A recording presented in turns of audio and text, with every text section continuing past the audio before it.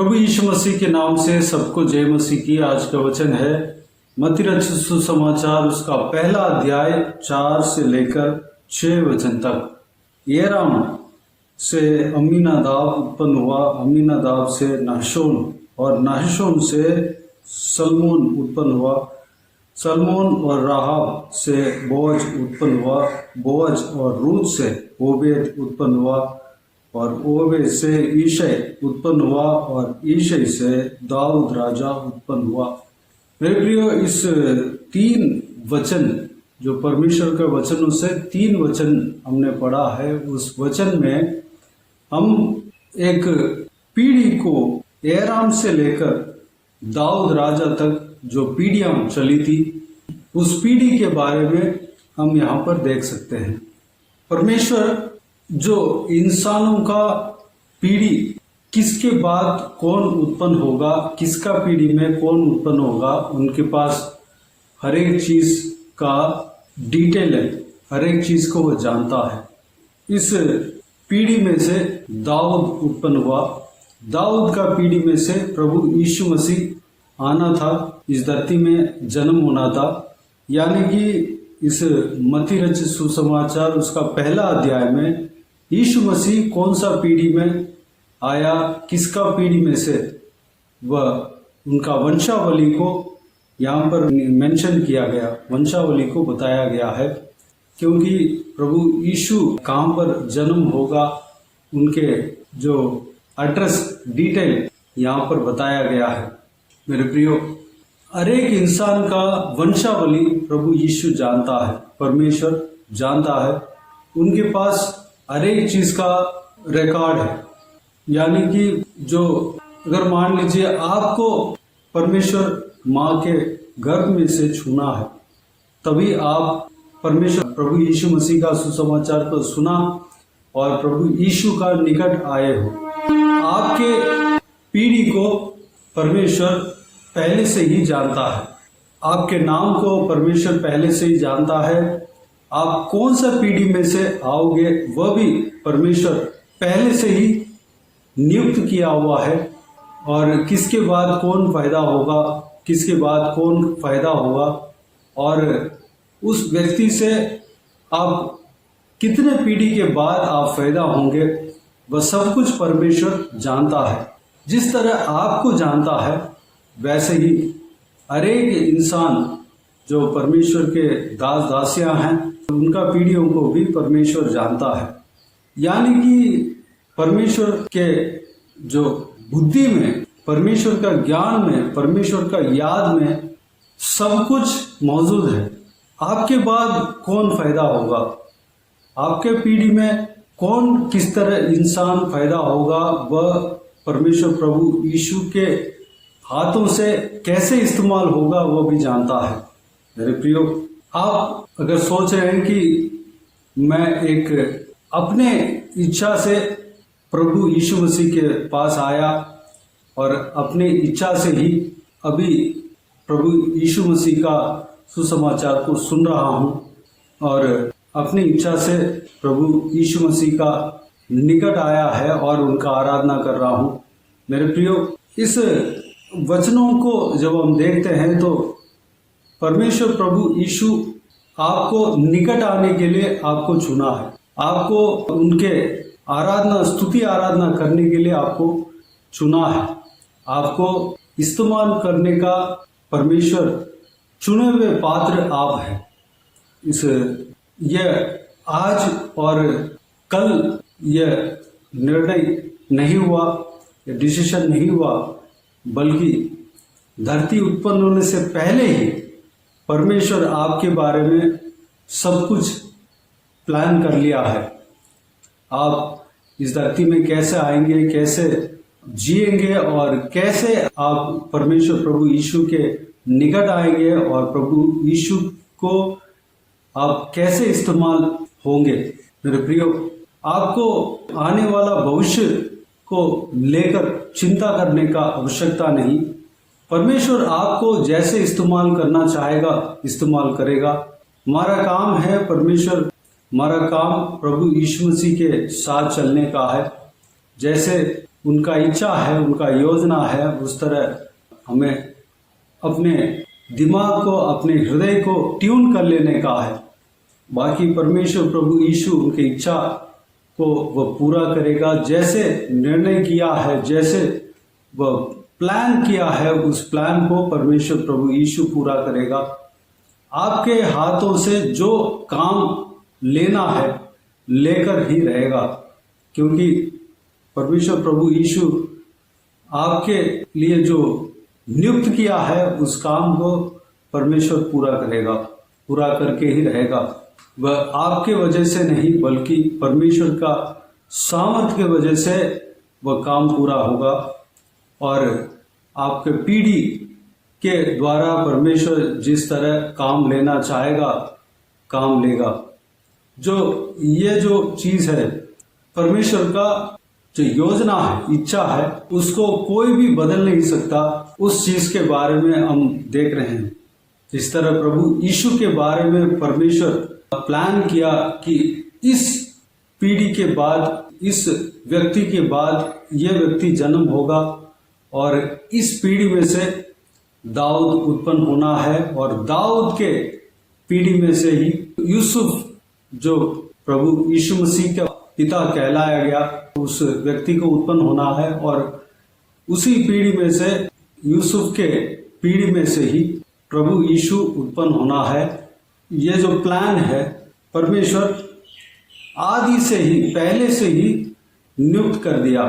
प्रभु यीशु का जन्म से पहले ही, प्रभु यीशु का जन्म से कई साल पहले ही, यानी कि आदम के जो इस धरती में पहला इंसान जो गिरा था, हव्वा के द्वारा गिरा था, आदम और हव्वा गिरे थे, उसी दिन परमेश्वर ने कह दिया कि प्रभु यीशु इस धरती में उत्पन्न होगा और इस सारे मानव जाति प्रभु यीशु के द्वारा बचेंगे। उस वचन को हम उत्पत्ति की किताब उसका 3 अध्याय 15 वचन में हम देख सकते हैं। परमेश्वर उस सर्प को देखकर जिनके द्वारा इंसान गिरा, परमेश्वर ने कहा, और मैं तेरे और इस स्त्री के बीच में और तेरे वंश और इसके वंश के बीच में बैर उत्पन्न करूंगा। वह तेरे सिर को कुचल डालेगा और तू उसकी एड़ी को डसेगा। इस तरह की वाचा परमेश्वर ने उस सर्प को देखकर कहा, यानी कि प्रभु यीशु परमेश्वर के संतान उत्पन्न होगा और वह शैतान का सिर को कुचल डालेगा। ठीक उस वाचा के मुताबिक जिस तरह परमेश्वर ने प्लान किया, योजना बनाया, उस योजना के मुताबिक ही वह इसहाक के पीढ़ी में, अब्राहम के पीढ़ी में, इसहाक के पीढ़ी में, याकूब के पीढ़ी में, मत्ती रचित सुसमाचार उसका 1 अध्याय में जिन जिन का पीढ़ी में से प्रभु यीशु आना है वह सारा पीढ़ी को मेंशन किया गया है। और परमेश्वर जैसे प्लान किया, जैसे उन्होंने योजना बनाया, ठीक उसी योजना के अनुसार प्रभु यीशु उसी पीढ़ी में से जन्म हुआ। मेरे प्रियो, परमेश्वर का योजना को कोई बदल नहीं सकता। जो परमेश्वर ये कुछ योजना इस तरह बनाते हैं कि कोई इंसान उस योजना को बदल नहीं सकता। यानी कि प्रभु यीशु इस धरती में आना है, प्रभु यीशु इस धरती में आया है और प्रभु यीशु के द्वारा चेले नियुक्त होना है। ये परमेश्वर का योजना था, वह योजना पूरा हुआ। और जिन लोगों के द्वारा लोग चुने जाते हैं, हर एक व्यक्ति के बारे में परमेश्वर जानता है। उनको उद्धार पाने के लिए, उनका उद्धार भी परमेश्वर का योजना है। और हर एक व्यक्ति जो परमेश्वर को जाना, वह भी परमेश्वर का योजना है। आप जो परमेश्वर को जाना, वह भी परमेश्वर का योजना है। और हम सब अनंत जीवन के लिए चुने गए हैं, वह भी परमेश्वर का योजना है। तो मेरे प्रियो, आपके चारों तरफ जो हो रहा है उस परिस्थिति को देखकर या आपके हालात को देखकर, आपके जो सामर्थ्य को देखकर चिंता ना करें। जो प्रभु यीशु आपके लिए जो योजना रखा है उसको पूरा करके ही रहेगा। एक ही काम है, आप प्रभु यीशु के साथ रहना है, प्रार्थना में बने रहना है, परमेश्वर का वचन में बने रहना है। परमेश्वर जैसे चाहते हैं वैसे चलने के लिए आपके मन को ट्यून कर लेना है। परमेश्वर की इच्छा के अनुसार चलने का इच्छा रखना है, आशा रखना है। और जैसे परमेश्वर आपके जीवन में योजना रखा है उस योजना के अनुसार चलने का प्रयास करना है। उस इच्छा को जानने के लिए आपके मन को लगाना है। जो प्रभु यीशु आपके द्वारा जो काम होना है उसको पूरा करके ही रहेगा। चाहे इंसान उस योजना के खिलाफ काम करने के लिए कोशिश करे, चाहे परिस्थिति आपके द्वारा जो परमेश्वर का योजना के खिलाफ आपको दिखे, मेरे प्रियो, उसको देखकर घबराना नहीं। जो परमेश्वर आपके लिए जो योजना रखा है उसको पूरा करके ही रहेगा। जो आपके द्वारा लोग उद्धार पाना है उसका वो काम जो है पूरा होकर रहेगा। मेरे प्रियो, आप और मैं चुने हुए व्यक्ति हैं, परमेश्वर की ओर से हम बुलाए गए व्यक्ति हैं, परमेश्वर की ओर से हम चुने गए व्यक्ति हैं। हम अपने इच्छा के अनुसार हम परमेश्वर के निकट नहीं आया, बल्कि परमेश्वर के इच्छा के अनुसार ही हम परमेश्वर के निकट आए हैं।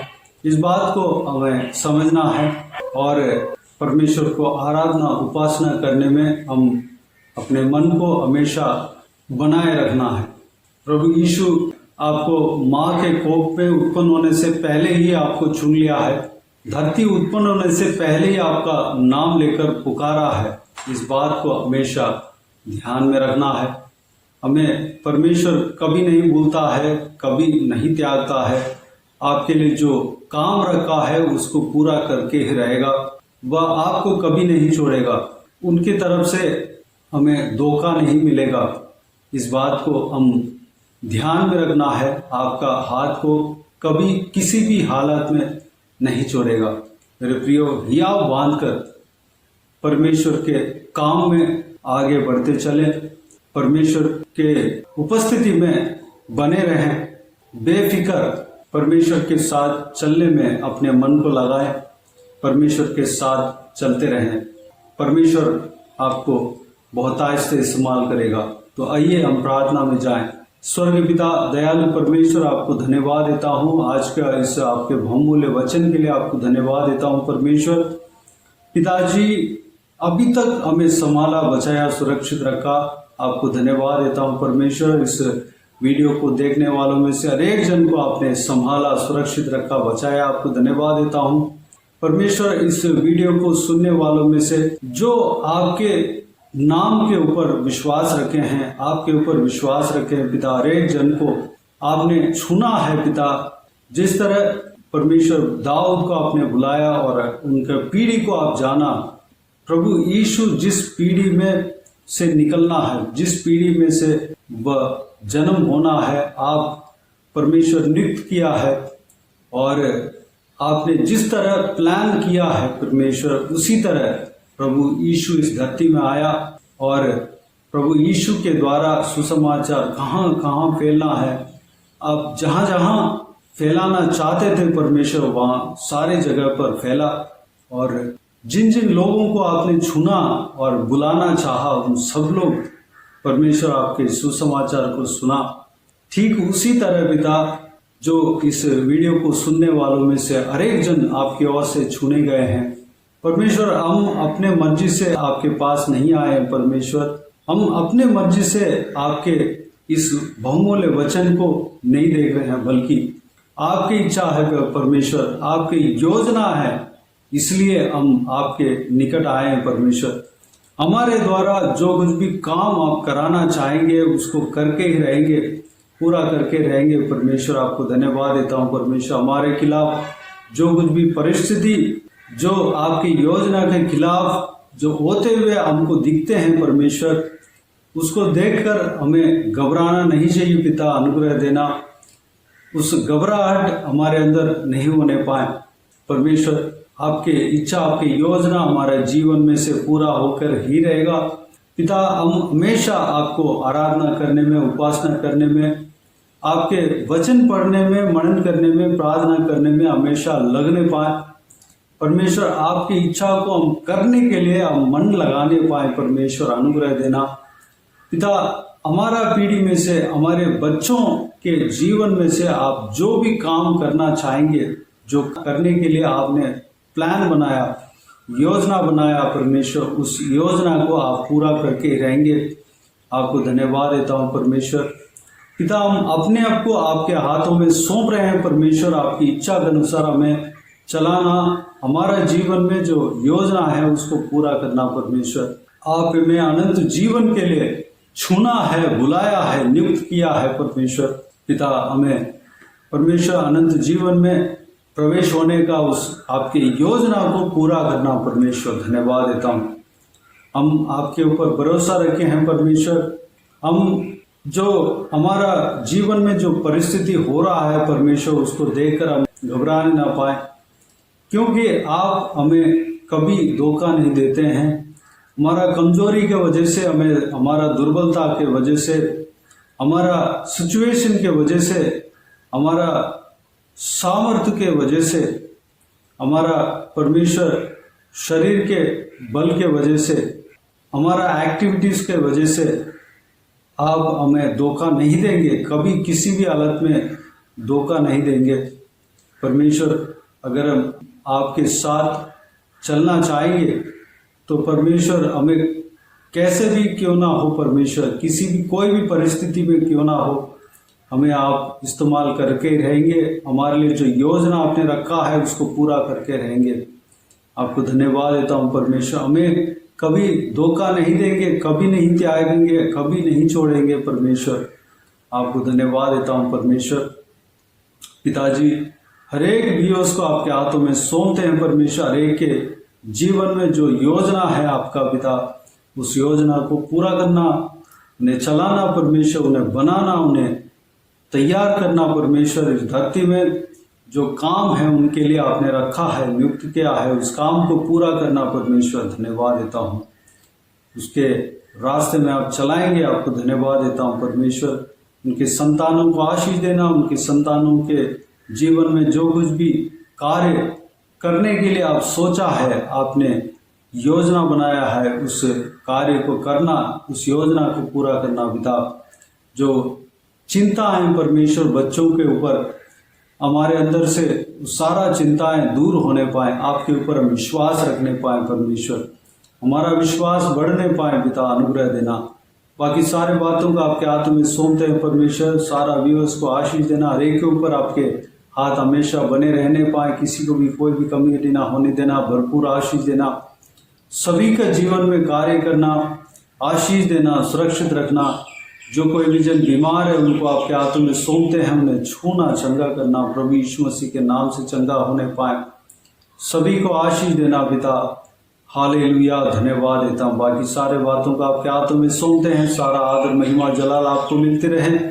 सारा दुआ प्रार्थना को प्रभु यीशु मसीह के नाम से मांगते हैं, सुन और ग्रहण कर। आमीन आमीन। प्रभु यीशु मसीह के नाम से प्रभु यीशु मसीह का आशीष और अनुग्रह हम सभी के ऊपर बने रहे। आमीन आमीन। मेरे प्रियो, इस चैनल को सब्सक्राइब करें और शेयर करें। अगर किसी को भी प्रार्थना का विषय हो तो डिस्क्रिप्शन में दिए हुए नंबर पर कॉल करके प्रार्थना करा सकते हैं। हम आपके लिए प्रार्थना करेंगे। आप अपने व्यक्तिगत प्रार्थना में हमारे लिए प्रार्थना कीजिए। इस सेवकाई के लिए, इस सेवकाई का उन्नति के लिए, इस सेवकाई में जुड़े हुए हर एक जन के लिए, हर एक का आत्मिक उन्नति के लिए, तरक्की के लिए, आत्मिक आशीष के लिए, संसारिक आशीष के लिए, पारिवारिक आशीष के लिए प्रार्थना करें। प्रभु यीशु आप सबको आशीष दे। इस सेवकाई के द्वारा परमेश्वर आपके जीवन में कार्य किया हो वह भी हमें बता सकते हैं, ताकि हम सब मिलकर परमेश्वर को धन्यवाद दे सके, महिमा कर सके। प्रभु यीशु आप सबको आशीष दे। आमीन आमीन।